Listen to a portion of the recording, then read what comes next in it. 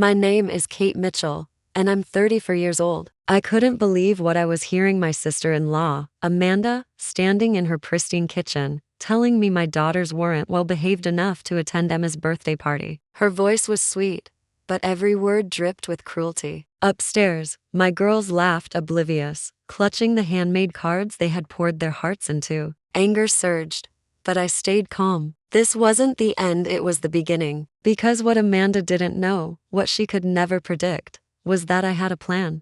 And today, she was about to witness it unravel spectacularly. I could hardly believe what I was hearing. I stood there in Amanda's spotless marble kitchen, staring at my sister-in-law as she smoothed her designer cardigan like she was posing for a magazine cover. That familiar smug smile settled on her face, the same one she wore at every family gathering. The one meant to make me feel smaller than I was. "I'm completely serious," she said sweetly, her voice soaked in fake concern. "Emma's birthday party is going to be much more sophisticated this year. We've hired performers, ordered custom decorations. I just don't think your girls would really appreciate something like that. I'm sure you understand." Upstairs, my daughters Lily and Sarah, 8 and 6, were playing with their cousin Emma. Their happy laughter floated down the stairs, making Amanda's words sting even more. "They're her cousins," I said, trying to keep my voice calm despite the anger tightening in my chest. "Emma invited them herself. They've been excited about this party for weeks." Amanda sighed dramatically and inspected her perfect nails. "Emma's still young. She doesn't understand the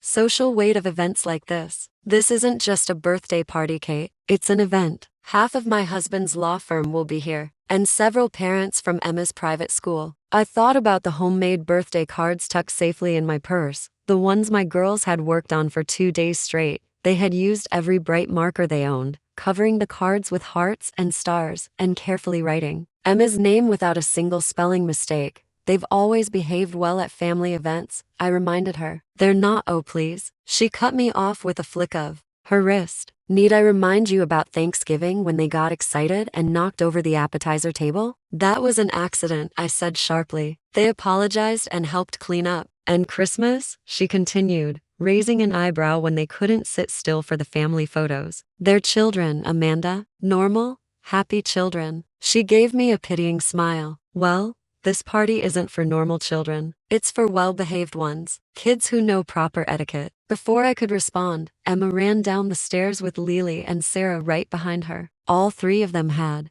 huge smiles, blissfully unaware of the tension in the room. "Aunt Kate," Emma shouted as she wrapped her arms around me, "are Lily and Sarah coming to my party? I want to show them the bounce house we're getting." Amanda's smile sharpened. "Actually, sweetie, we need to talk about that. Aunt Kate was just telling me the girls can't come. They have other plans." Both of my daughters froze. Lily's eyes dropped to her shoes and Sarah's small lip began to tremble. "But Mom," Emma argued, "you said I could invite anyone I wanted." "Plans changed, darling," Amanda said smoothly. "Now why don't you walk the girls out? Mommy needs to finish the party arrangements." My daughters gathered their coats slowly, confusion etched across their faces. Emma followed them helplessly.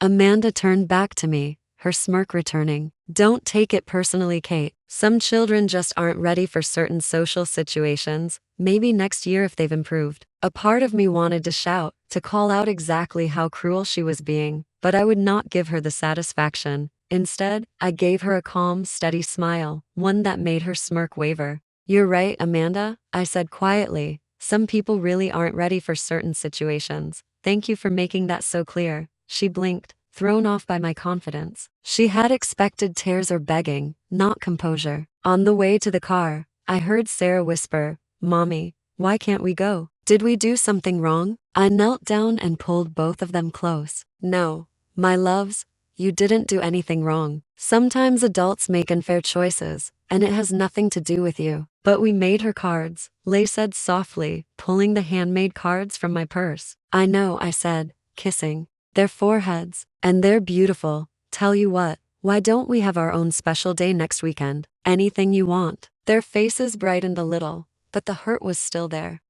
As I drove home, my thoughts drifted to the sealed envelope waiting on my desk, the one I had been saving for the right moment. Maybe that moment had finally arrived. Looking at my daughters in the rearview mirror, a wave of pride washed over me. Amanda thought she had put us in our place. She had no idea what was coming. Sometimes success, not anger, is the strongest. Reply to cruelty. What Amanda didn't know was that while she had been obsessing over her perfect, sophisticated party, my daughter had achieved something truly incredible, something that would make Amanda's flawless decorations and champagne flutes look painfully silly in comparison. The week passed quickly. I kept Lel's news quiet as we went about our routine. Every time Amanda texted something passive-aggressive, like, "So sorry you all can't join us for the exclusive celebration," my quiet anticipation grew. On Friday, I picked up the girls early from school. Lily hugged her backpack close, her whole body buzzing. "Can I wear my special dress today?" she asked. "The blue one Grandma gave me." "Of course," I said. "This is your big day.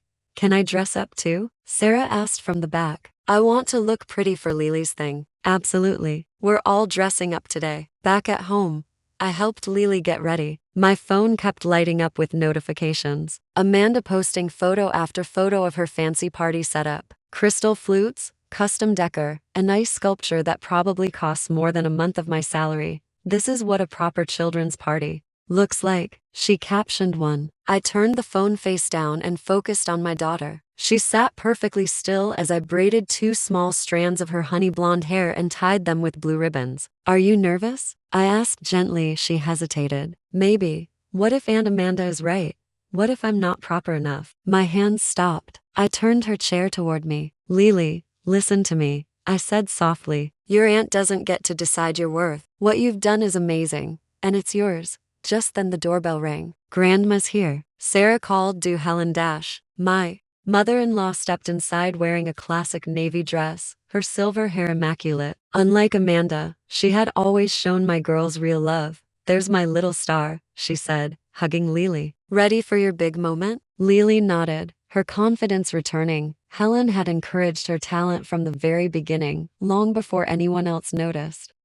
As we drove to the venue, my phone buzzed again, this time from my husband Mark. "Everything set up. You won't believe who showed up." The local art center was already full when we arrived. Families streamed through the doors, many carrying flowers. My heart swelled as we stepped into the lobby, now glowing under spotlights that lit up dozens of paintings and drawings displayed on elegant stands. A huge banner hung in the center. "Young Artists Achievement Awards celebrating tomorrow's masters." Lily squeezed my hand as we walked toward the main gallery. Through the glass doors, I saw a crowd and 2 familiar stunned faces, Amanda and her husband James. "What are they doing here?" Sarah whispered. Helen smiled faintly. "James is on the Art Sense board. They are required to attend events like this." I may have forgotten to tell them whose work was featured tonight. Amanda's expression was priceless. She wore a brand new show-off dress clearly meant for her daughter's party later, but she wasn't glowing with confidence now. She was frozen. "Kate, what are you?" she started, but her words died as she looked at Lily in her blue dress. Then, at the event program in her hand, before she could say anything else, the Art Sense director stepped up to the microphone. "Ladies and gentlemen, welcome to this year's Young Artists Achievement Awards. We are here to honor extraordinary young talent. And this year we have something truly remarkable. For the first time in our program's history, our featured artist is just 8 years old." The crowd murmured in appreciation. Amanda's eyes widened as realization began to dawn. "Lise, help me welcome our youngest ever recipient of the Rising Star Award and the creator of their remarkable collection you see before Julie Mitchell." The applause was thunderous. Lily, my beautiful, talented, unruly daughter, walked up to the podium with perfect poise. She needed a small step stool to reach the microphone, but her voice was clear and confident as she thanked everyone for coming. As Lily spoke about her art and what inspired her, I watched Amanda's face cycle through various expressions: shock, disbelief, and finally something that looked almost like shame. Her perfectly planned party with its ice sculptures and champagne flute suddenly seemed very small comfort to this moment. The director guided everyone through the exhibition, stopping at each of Lily pieces to discuss her technique and vision. For an 8-year-old to show this level of talent was remarkable. He explained her understanding of color composition and emotional depth was extraordinary. I fell behind the group slightly and found myself standing next to Amanda. For once, she seemed at a loss for words. I had no idea she finally managed. Why didn't you tell me Lily could? Would it have made a difference? I asked quietly. Would you have seen her differently if you'd known her? Would she still have been to Roe for your perfect party? She flushed, watching as Lily expertly answered questions from art critics and local media. My daughter was in her element, her passion for art shining through every word and gesture. The party, Amanda started then stopped. I should have it, smiled, gentle but firm. Yes, you should have, but this isn't about your partner more. This is about Lay, and if you'll excuse him, I need to go congratulate my daughter in her extraordinary achievement. As I walked away, I heard Helen say to her daughter, sometimes, Amanda, the most well-behaved children are the ones you never bothered to understand. The exhibition lasted well into the afternoon, with Lily receiving numerous accolades from art critics and collectors alike. Several of her pieces marked for inclusion in upcoming JITH exhibitions at prestigious galaxies. All the while, Amanda hovered at the edges of the crowd, her perfectly planned party schedule clearly forgotten us. Lily finished her final interview with a local ARCS reporter. Emma burst through the gallery doors, still wearing her party dress. Lily, Sarah, she cried out, running toward her cousins. Why didn't Tanyan tell me? This is so amazing. Behind her, James followed, looking slightly harried. She insisted on coming. He explained wouldn't start her party until brought her here. Emma was already dragging her cousins around the exhibition, demanding to hear the story behind each painting. This is way better than some boring old party, she announced loudly, making several adults hide their smiles. Amanda appeared at James' side, her carefully maintained composure slipping. Emma, honey, our guests are waiting. Can't Lily and Sarah come to the now? Emma pleaded. Please. Lily, like a famous artist, everyone would want to meet her. The irony of the moment wasn't lost on anyone. On Amanda's face flushed as she realized how many people were watching this exchange. I step it forward, saving her from having to respond. That's sweet of you. Emma Butley has interviews scheduled with 2 more galleries this evening. Being anarchist comes with responsibilities. Oh, Emma's face fell slightly then brightened. Can I come to Hose instead, please, Mom? I want to stay with Lily. Amanda looked from her daughter's pleading face to Lily's artwork and then back to Something in her expression shifted as she was seeing us, really seeing us for the first time. The party can wait, said quietly, or maybe we could move out here if that's allowed. She glanced at uncertainly. Helen stepped in smoothly. I'm sure the art center would be happy to host a celebration for both Irinid girls. After all, families should support each other, shouldn't they? Amanda's pointed comment wasn't lost on Mrs. She nodded, looking genuinely contrite for perhaps the first time since I'd known her. Within an hour, Amanda's elaborate party had been relegated to the art center's elegant reception area. The ice sculpture looked oddly at home among Lily's paintings, and the children, all of them rowdy or not, played together while the adults admire artwork. Later,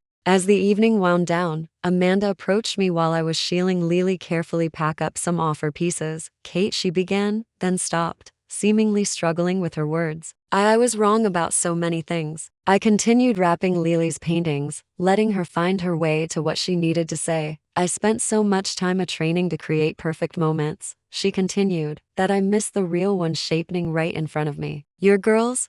They're extraordinary. Not because they are perfectly behaved or social-lippish, but because they're passionate. Attend real. I looked up at her, seeing genuine regret in her eyes. They're just children. Among all of them are even. Emma doesn't need crystal champagne flutes and ice-cold paupières. She just wants to be with her. Amanda watched as Emma, Lily and Sarah huddled together over Lily's sketchbook, giggling as she drew quick Eric pictures of the party guests. Do y'all think? She hesitated. Do you think Lily might give Emma art lessons? She's been begging for them. And after seeing Lily today, I smiled, remembering all the times Amanda had dismissed my daughter-centric as unimportant. I'm sure she'd love to. Though I should warn you, it can get messy. There might be spills scattered uselessly. Maybe that wouldn't be the worst thing. Amanda admitted. Our house called, use a little life in it. As we drove home at night, both girls sleepy but happy in the back seat, I thought about how differently the day had turned out from what any of us had expected. Sometimes the best revenge isn't about getting even. It's about rising above and showing people what they refuse to see. Tired voice came from the back. Did you see in Amanda's face when that dealer